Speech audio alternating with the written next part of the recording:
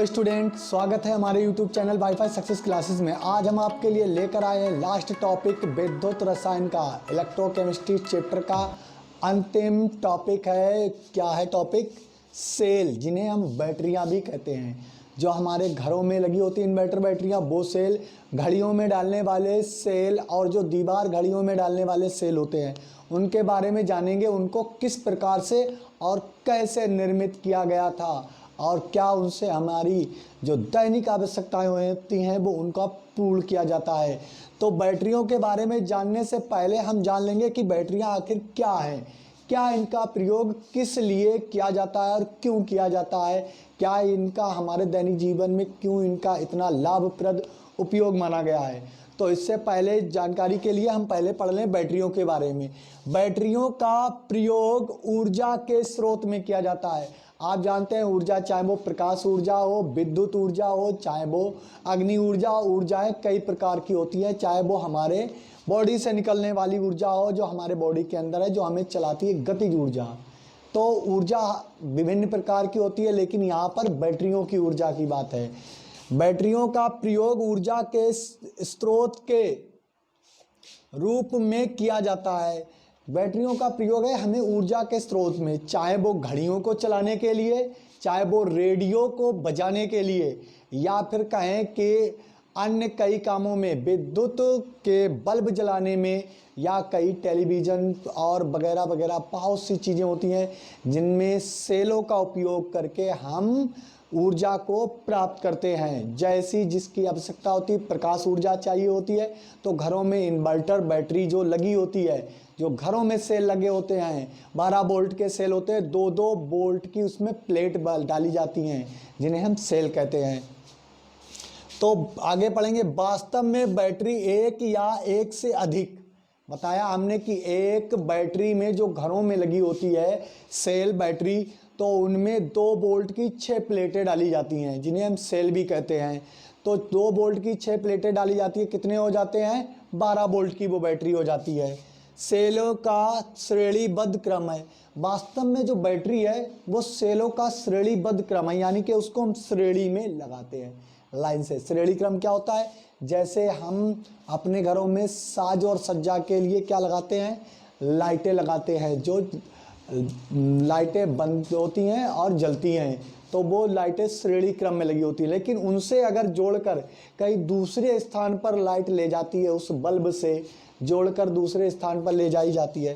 जैसे हम बताते हैं श्रेणी क्रम, इस तार में ये बल्ब लटका दिए गए हैं, जितने डॉट हैं ये बल्ब लटका दिए गए हैं, तो ये श्रेणी क्रम है।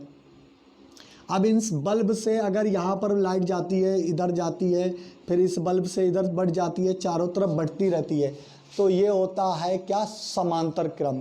श्रेणी क्रम का मतलब होता है एक सीधी रेखा में जुड़ा होना। तो श्रेणी क्रम में होती हैं प्लेटें। यह मूलतः एक गैल्वेनिक सेल है, जो सर गैल्वेनी ने खोजा था सेल, वही एक सेल है। क्या है? एक गैल्वेनिक सेल है जो रेडॉक्स अभिक्रिया, यानी कि इसमें अब ऑक्सीकरण और अपचयन, ऑक्सीकरण और अपचयन दोनों अभिक्रियाएं एक साथ होंगी। रेडॉक्स अभिक्रिया की रासायनिक ऊर्जा को विद्युत ऊर्जा में बदल देती है। अब रेडॉक्स अभिक्रिया की जो रासायनिक अभिक्रिया होती है, रासायनिक अभिक्रिया से विद्युत ऊर्जा उत्पन्न हो जाती है। बैटरियां अथवा सेल मुख्यतः 3 प्रकार के होते हैं। आपने सभी प्रकार के ये सेल देखे हैं, बस ईंधन सेल नहीं देखा है, उसके बारे में अभी हम आपको बता देंगे। तो पहला सेल होता है जिसे हम कहते हैं, इसके 2 पार्ट्स होते हैं। प्राथमिक सेल, जिसमें आता है पहला शुष्क सेल, जिसे कहते हैं लेकोलांसे सेल।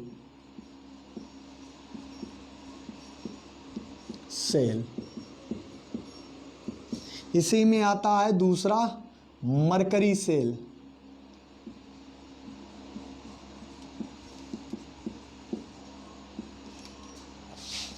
और इसमें आ जाता है द्वितीयक सेल, या बोलेंगे सीसा संचालक सेल।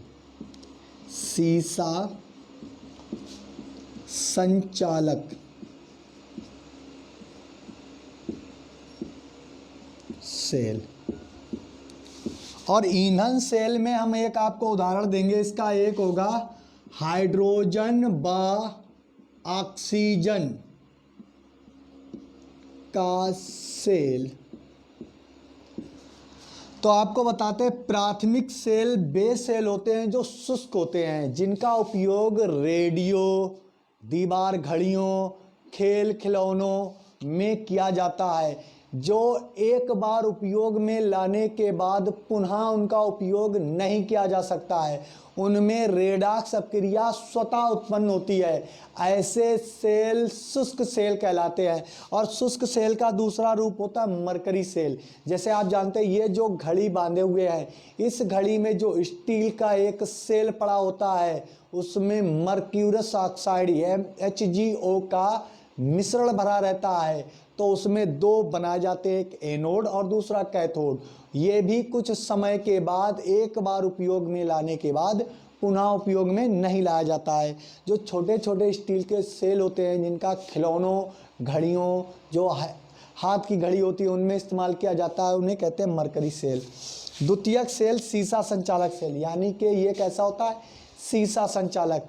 अब इसमें भरा जाता है कोई विद्युत अपघट्ट भरा जाता है और उसमें दो दो बोल्ट की प्लेटें लगाई जाती हैं। तो ऐसे सेल को हम कहते हैं द्वितीयक सेल। इनमें विद्युत अपघट्ट का ज़्यादातर मोस्टली उपयोग किया जाता है H2SO4 का। इसे कहते हैं गंध अम्ल। क्या कहते हैं, गंधक अम्ल। सल्फर का है, सल्फर को वैसे भी गंधक कहते हैं। तो हाइड्रोजन सल्फेट का अम्ल भरा जाता है, वो भी 38% की सांद्रता के साथ। इससे अधिक भरने पर ये काम तो करेगी लेकिन अच्छी उपयोगिता के नहीं, एवरेज अच्छा नहीं देगा, माइलेज अच्छा नहीं देगी। उसके बाद में आ जाता है ईंधन। इस सेल में हम ईंधन को बाहरी स्रोतों से प्राप्त डालते हैं और ईंधन से जब ईंधन ये जलता है तो जो विद्युत जो ऊर्जा निकलती है वो विद्युत ऊर्जा में बदल जाती है और उसके दो इलेक्ट्रोडों के बीच में एक विद्युत अपघट्ट भी बना रहता है। तो ईंधन, इन तीन सेलों के बारे में अब हम चर्चा करेंगे। ये तीन सेल आखिर हैं क्या। तो पहला हेडिंग डालेंगे हम प्राथमिक सेल। प्राथमिक सेल यानी वे सेल जिनका एक बार उपयोग में लाने पर दोबारा उपयोग नहीं लाया जाता है। अब इसको हम रब कर देते हैं और पहली हेडिंग डालते हैं प्राथमिक सेल। प्राथमिक सेल हेडिंग डालने के बाद में आपको हम बताएंगे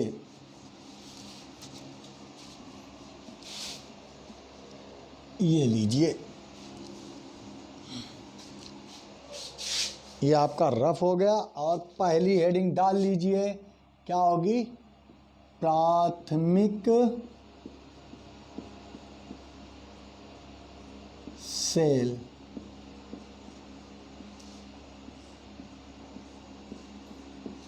तो पहला हमारा एग्जाम्पल है क्या, इसमें प्राथमिक सेल लिखेंगे, इसमें बेस सेल जिनमें रेडॉक्स अभिक्रिया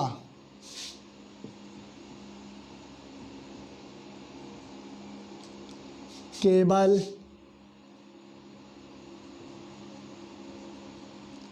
एक बार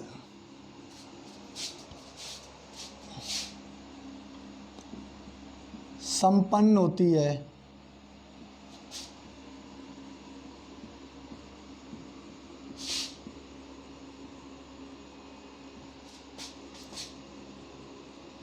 इससे एक बार उपयोग में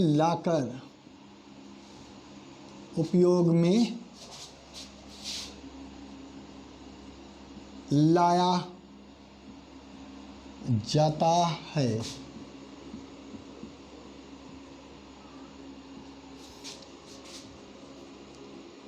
इसके बाद ये निष्क्रिय हो जाते हैं।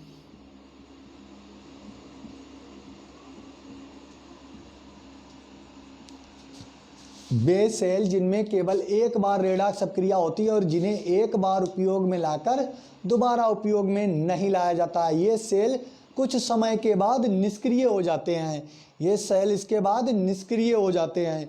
जैसे आपको मालूम है कि दीवार घड़ियों में आप सेल को डालते हैं, कुछ समय के बाद उनका उपयोग आप नहीं कर सकते क्योंकि उनमें एक बार ही रेडॉक्स अपक्रिया संपन्न होती है। वो उस रेडॉक्स अपक्रिया से जितनी भी ऊर्जा निकलती है वो विद्युत ऊर्जा में बदल जाती है। ऐसे ही आप रेडियो ट्रांजिस्टर या दीवार घड़ियों या घड़ियों में सेल डालते हैं तो उनमें क्या होती है, रेडॉक्स अपक्रिया संपन्न होती है और उसमें एक बार संपन्न होने के बाद और एक बार उपयोग में लाकर पुनः उपयोग में नहीं लाया जा सकता है क्योंकि इनमें उपयोग में लाने के बाद ये सेल निष्क्रिय हो जाते हैं। और इसके दो उदाहरण हैं। तो सबसे पहला सेल नंबर 1 शुष्क सेल। शुष्क सेल, ड्राई सेल। तो इसमें लिखेंगे इसकी खोज लेक्लांसे नामक वैज्ञानिक ने की थी।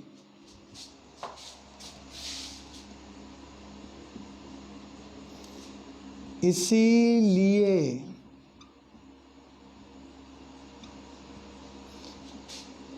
इन्हें या लिखेंगे इन सेलों को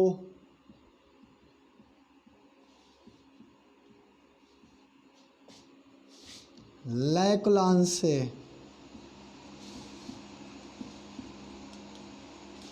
सेल भी कहा जाता है। भी कहा जाता है। अब बनाना होगा इसका चित्र। लेक्लांसे सेल का हमको चित्र बनाना होगा। तो अब लेक्लांसे सेल का हमें चित्र बनाकर इसको बताना होगा कि लेक्लांसे सेल किस प्रकार से बनाए जाते हैं।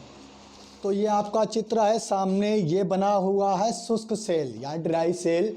जो शुष्क सेल बना हुआ है, ये चित्र बना हुआ है। इसमें बता रहा है कि जो बीच में छड़ पड़ी हुई है, जो बीच में छड़ पड़ी हुई है, ये है ग्रेफाइट की छड़। जो पेंसिल जिससे आप लिखते हैं, पेंसिल से जो बीच में काली काली रॉड होती है, छील छील कर जिसको निकालते हैं शॉर्पनर करके, तो उसको क्या करते हैं, ये उस वैसी एक छड़ पड़ी होती है। ये ग्रेफाइट की या कार्बन की छड़ होती है जो कैथोड का कार्य करती है। और ये सबसे पहले बॉक्स होता है। ये जिंक का एक पात्र होता है और इस पर या तो स्टील का हम परत चढ़ा देते हैं। जिंक का बर्तन बनाया जाता है पहले, फिर उस पर स्टील या कागज़ की परत चढ़ा देते हैं। जो बड़े सेल होते हैं तो उन पर होती है कागज़ की परत, और जो घड़ियों में डाले जाते हैं तो उन पर होती है स्टील की परत। तो स्टील या किसी अन्य धातु से हम परत चढ़ा देते हैं। तो ये बाहर की ओर परत चढ़ी हुई, लेकिन ये बॉक्स होता है जिंक का और एनोड का कार्य करता है। अब इसी छड़ के ऊपर जो कार्बन की छड़ है, इस पर परत चढ़ी होती है मैग्नीज ऑक्साइड की। किसकी? मैग्नीज डाइऑक्साइड की परत चढ़ी होती है। शेष खाली स्थान में अमोनियम क्लोराइड व जिंक क्लोराइड का पेस्ट भरा रहता है। तो इसको लिखेंगे कि शुष्क सेल एक, जिसे हम कहते हैं लेक्लांसे सेल। शुष्क सेल एक जिंक का पात्र होता है। हमारी बात को सुनते रहें कि शुष्क सेल एक जिंक का पात्र होता है जिस पर किसी कागज की परत चढ़ी होती है या स्टील की परत चढ़ी होती है जो एनोड का कार्य करती है। बीच में पड़ी हुई कार्बन की छड़ मतलब ग्रेफाइट की छड़ कैथोड का कार्य करती है। इस ग्रेफाइट की छड़ पर मैग्नीज डाइऑक्साइड की परत चढ़ी रहती है। ठीक है। शेष खाली स्थान में अमोनियम क्लोराइड व जिंक क्लोराइड का पेस्ट भरा रहता है, नम पेस्ट। जब ये पूरी तरीके से अपघटित हो जाता है तो सेल निष्क्रिय हो जाते हैं। लेकिन ये मेन जरूरी है कि सेल में एनोड पर अभिक्रिया क्या होती है। और कैथोड पर अभिक्रिया क्या होती है। तो आपको दोनों अभिक्रियाएं बता देते हैं। जो हमने बात बताई है वो ही इस सेल के बारे में लिखनी है कि जिंक का एक पात्र होता है, उस पर या तो किसी धातु की परत चढ़ी होती है, नहीं कागज की परत चढ़ी होती है। बीच में छड़ होती है कार्बन की, जिसे ग्रेफाइट की छड़ होती है, वो कैथोड का कार्य करती है। और इसके ऊपर छड़ के ऊपर एक परत और चढ़ाई जाती है MnO2 यानी मैग्नीज डाइऑक्साइड, और उस पर इसके शेष स्थान में अमोनियम क्लोराइड व जिंक क्लोराइड का पेस्ट भरा रहता है। तो सबसे पहले क्रिया क्या होती है एनोड पर, एनोड अभिक्रिया, ये आधी अभिक्रिया होगी अर्ध सेल। जिंक की जो परत है वो ऑक्सीकरण हो जाएगी, Zn+2 आयन बनाएगी और 2 इलेक्ट्रॉनों को रिलीज कर देगी। ये ऑक्सीकरण अभिक्रिया हो गई। लेकिन जब अमोनियम आयन टूटेगा, अमोनियम आयन टूटेगा किसकी ओर बढ़ेगा, परत की ओर, मैग्नीज डाइऑक्साइड। तो कैथोड अभिक्रिया क्या होगी, कैथोड अभिक्रिया।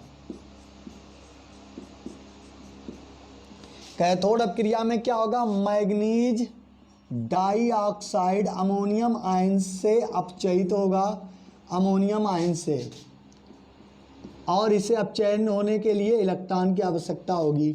अब ये इलेक्ट्रॉन ये अपचयित कर लेगा, लेकिन अमोनियम लिखा नहीं जाता, तो 2 प्रोडक्ट बनेंगे, मैग्नीज ऑक्साइड और हाइड्रोक्साइड, और निकलेगी अमोनिया, मुक्त होती रहती है अमोनिया NH3। एक इसका हाइड्रोजन इस O को मिलेगा तो OH बना देगा, 2 ऑक्सीजन है, एक बाहर ही रहेगा। तो ये होती है कैथोड एनोड पर अभिक्रिया। ये ऑक्सीकरण अभिक्रिया है। क्या है, ऑक्सीकरण, जिसे कहते हैं ऑक्सीडेशन। और ये आपकी है रिडक्शन, जिसे कहते हैं अपचयन अभिक्रिया। तो अपचयन और ऑक्सीकरण जब अभिक्रियाएं होती है तो रेडॉक्स अभिक्रिया संपन्न होती है। इस सेल में 1.50 वोल्ट विभव उत्पन्न होता है और एक समय के बाद ये सेल निष्क्रिय हो जाते हैं, किसी काम के नहीं रहते हैं, यूजलेस हो जाते हैं, इनको फेंक दिया जाता है। इसी प्रकार से होते हैं मरकरी सेल। मरकरी सेल भी छोटे सेल होते हैं जिसमें मर्क्यूरस ऑक्साइड और कार्बन का पेस्ट भरा रहता है और उस पर स्टील की परत चढ़ी रहती है, जिसमें कुछ दूरी भी होती है और जिससे कैथोड एनोड आपस में स्पार्किंग ना कर दें। तो उनमें अब हम उसका भी चित्र आपको बनाकर बताएंगे। तो अभी ये शुष्क सेल आपका निपट गया है। अब हम बताते हैं आपको मरकरी सेल। मरकरी सेल को बताएंगे आपके लिए बहुत ज़रूरी है। ये इसी का हिस्सा है प्राथमिक सेल का।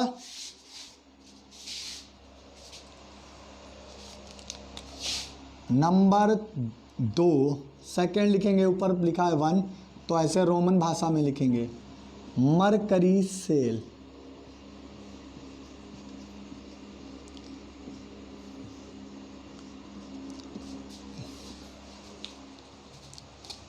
तो ये आपका बना हुआ मरकरी सेल। ऐसे ही स्टील का एक सेल होता है, आपने देखा है।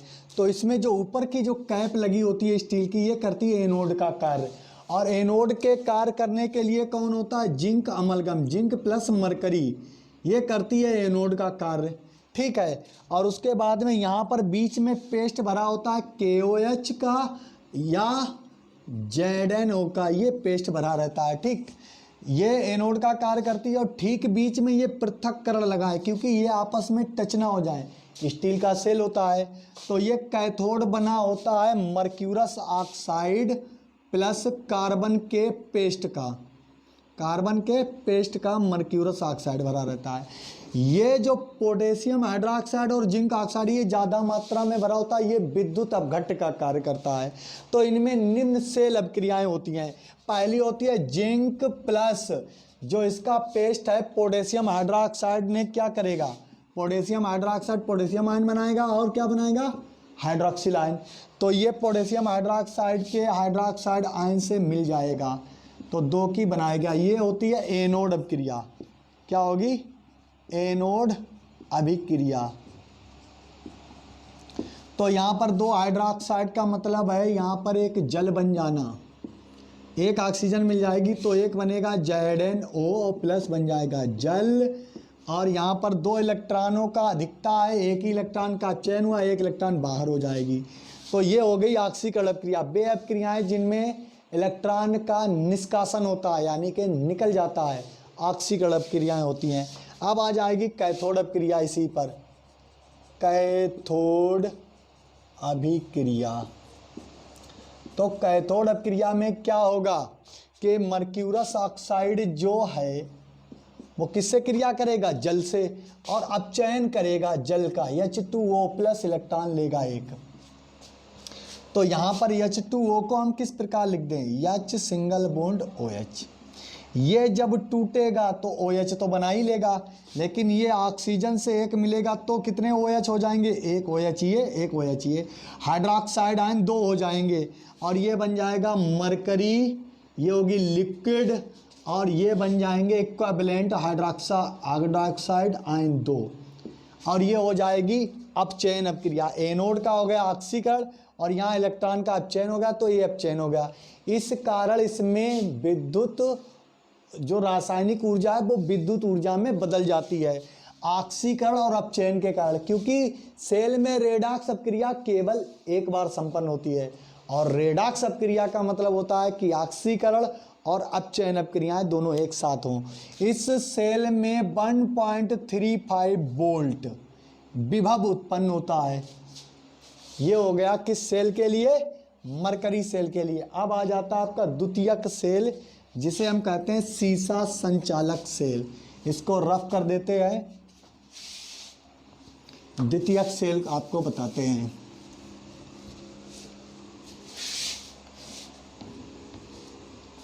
ये लीजिए रफ हो गया।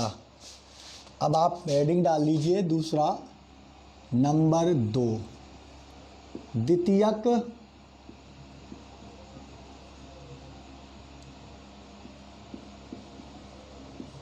सेल, या लिखेंगे सीसा संचालक सेल।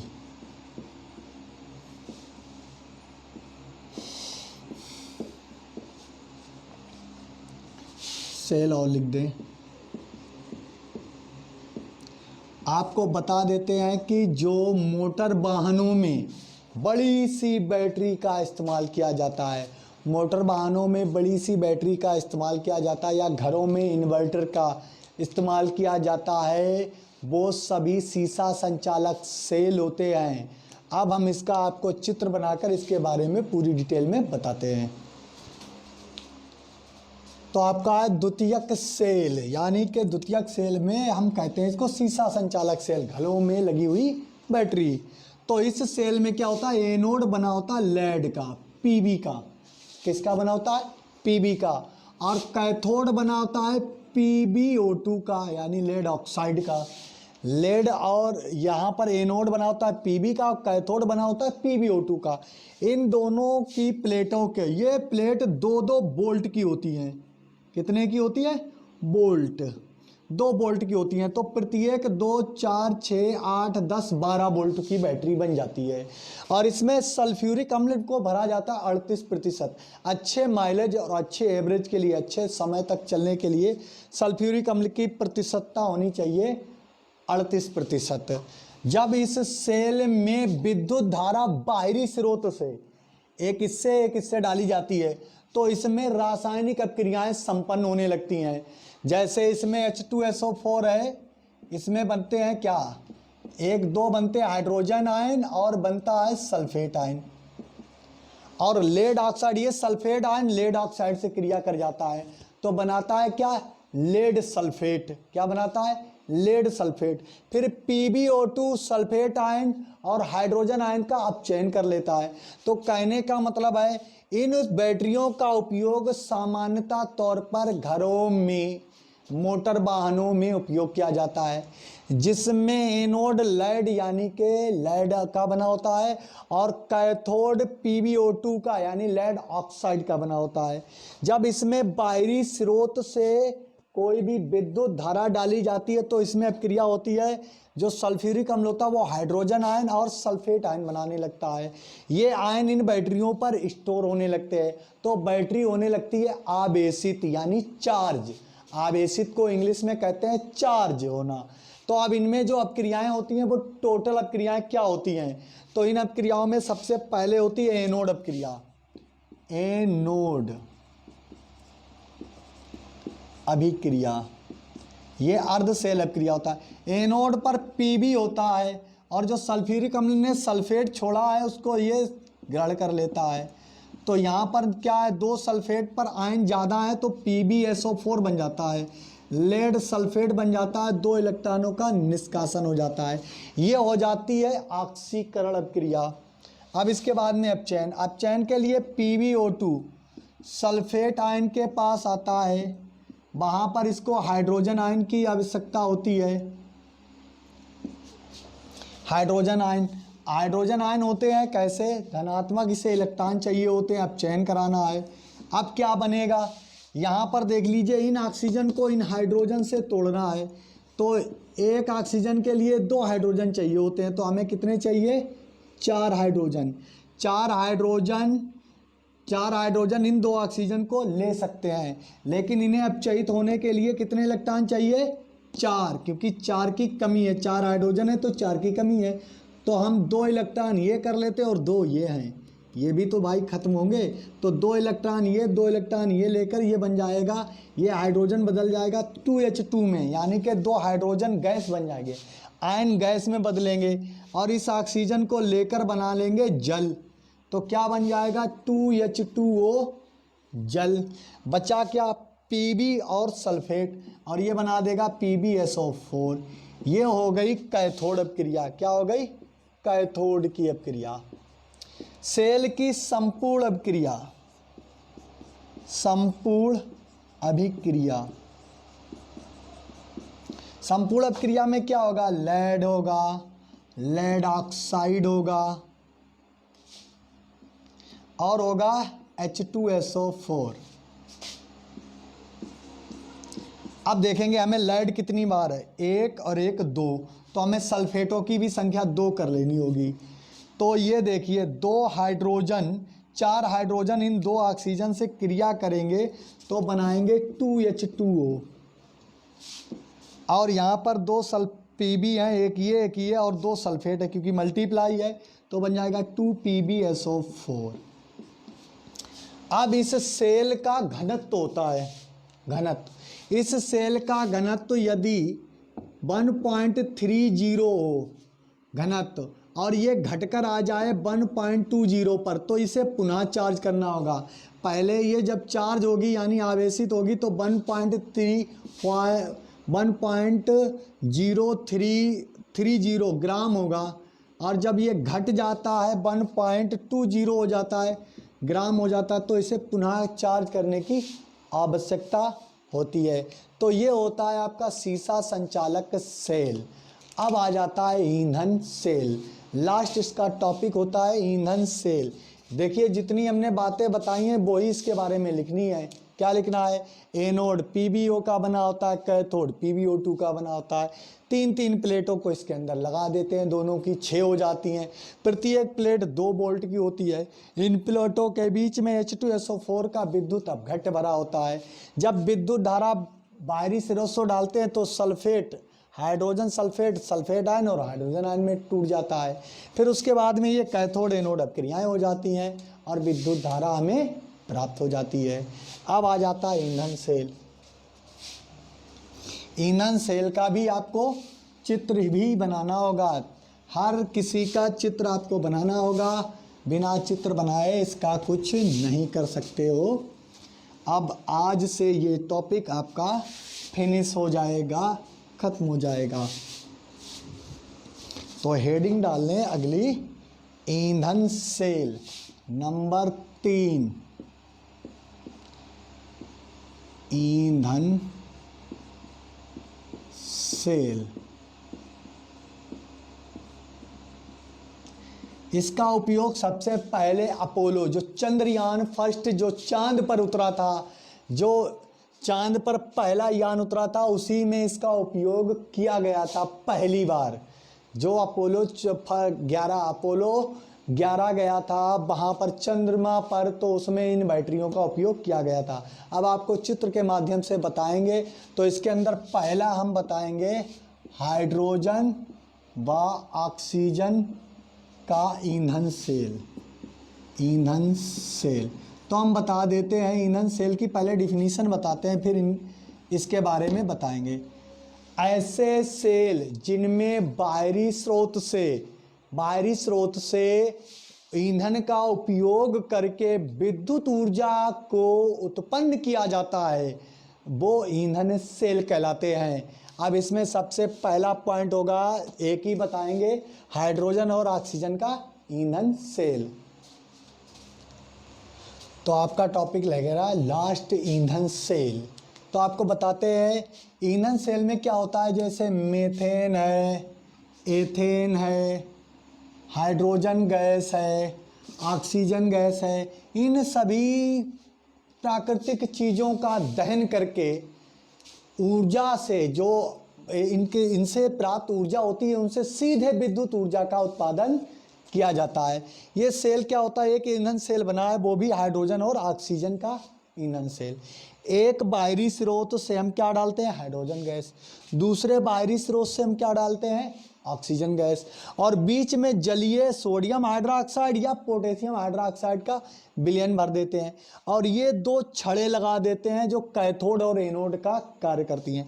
जब इनमें इन दोनों चीज़ों का दहन किया जाता है, हाइड्रोजन और ऑक्सीजन का, तो विद्युत जो ऊर्जा उत्पन्न होती है दहन करने के बाद, देखिए लकड़ी जलाते हैं तो ऊष्मा उत्पन्न होती है, वो भी एक ऊर्जा है। तो उससे फिर खाना बनाते हैं, वो ऊर्जा अलग बदल जाती है। तो क्या होता है कि जब हाइड्रोजन और ऑक्सीजन के द्वारा जो ऊर्जा उत्पन्न होती है, वो ऊर्जा बदल जाती है विद्युत ऊर्जा में। और इनमें होती है एनोड और कैथोड पर निम्न अपक्रिया। तो एनोड की अपक्रिया पहले देख लीजिए, एनोड अभिक्रिया। एनोड पर क्या जा रहा है भाई, आपका हाइड्रोजन जा रहा है। हाइड्रोजन क्या करेगा, हाइड्रोजन ऑक्सीजन दो इलेक्ट्रॉनों को त्याग देगा, तो क्या बना देगा, हाइड्रोजन आयन, और इलेक्ट्रॉन बाहर हो जाएंगे। ये हो गई ऑक्सीकरण अपक्रिया एनोड पर। इसका मतलब होता है कि इलेक्ट्रॉन एनोड से कैथोड की ओर जाएंगे। किधर की ओर, कैथोड की ओर। अब कैथोड अपक्रिया, अब क्या होगा इसके आगे, पहले जो यहाँ पर विद्युत अपघट्य भरे हुए हैं, जैसे KOH और NaOH, ये भाई आयन रिलीज करेंगे। एक बनाएगा सोडियम आयन और दूसरा बन जाएगा पोटेशियम आयन। अगर सोडियम हाइड्रोक्साइड है, अगर पोटेशियम हाइड्रोक्साइड है तो पोटेशियम आयन बनाएगा, एक बनाएगा हाइड्रोक्साइड। ये हाइड्रोक्साइड आयन से क्या बना लेते हैं, देखिए ये हाइड्रोजन आयन हाइड्रोक्साइड आयन से संपर्क करते हैं तो बनाते हैं जल। क्या बना लेते हैं, जल। ये तो एनोड पे अपक्रिया होती है कैथोड की, कैथोड अभिक्रिया। कैथोड अपक्रिया में क्या होता है, कैथोड से जा रही ऑक्सीजन, वहाँ उसको प्राप्त होगा जल और उसको देने होंगे इलेक्ट्रॉन, क्योंकि अब चयन कराना है। ये ऑक्सीकरण है, जो एक इलेक्ट्रॉन छोड़ेगा दूसरा लेगा। यहाँ ऑक्सीजन की संख्या कितनी है, 2। अब 2 हाइड्रोजन से हाइड्रोक्साइड आयन बनेंगे, नहीं तो 2 दूनी 4 कर लीजिए। अब 4 हाइड्रोजन और 2 ऑक्सीजन, ये 2 ऑक्सीजन है ये। अब इसको इलेक्ट्रॉन भी चाहिए हैं, कितने, आप देख लीजिए। इसको सही से लिखते हैं जल को, ये O2 + HOH। एक जल, 1 और 2 हाइड्रोजन हो गए, एक HOH। अब जब ये टूटेंगे तो ये तो हाइड्रोक्साइड 2 बन ही जाएंगे। इनको बनाने के लिए हमें क्या चाहिए, 2 इलेक्ट्रॉन। तो ये यहाँ से ऑक्सीजन से संपर्क करेंगे और यहाँ 2 इलेक्ट्रॉन दे देंगे, तो बन जाएंगे 4 हाइड्रोक्साइड आयन। और ये हो जाएगा अपचयन। और ये अपचयन यानी कि ऑक्सीडेशन है, और ये रिडक्शन। इसका रेड और इसका ऑक्स, रेडॉक्स अपक्रिया हो जाती है।